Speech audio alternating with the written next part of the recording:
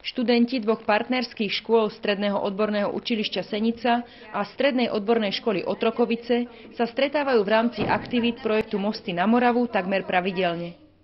Počas trvania projektu od júla roku 2006 vznikli nové priateľstvá i lásky. Jedným z cieľov projektu je aj spoznávanie krajiny svojho priateľa. A táto téma rezonovala aj na stretnutí v piatok 2. novembra na Strednom odbornom učilišti v Senici. Vedomostné súťaže, ktoré boli súčasťou etapy 4, prezradili, koľko informácií študenti o svojom zahraničnom partnerovi získali. Vedomostné súťaže pripravila učiteľka Stredného odborného učilišťa v Senici Zuzana Pipíšková. Na čo je dnešný kvíz zameraný?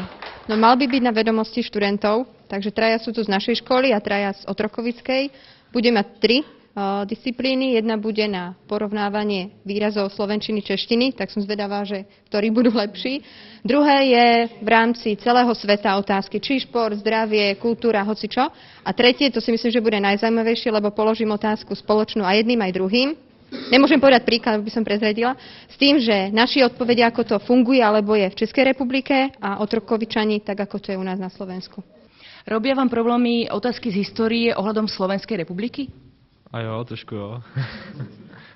Ale dá se to, no. Myslím, že ani ne. Čím to je spôsobené?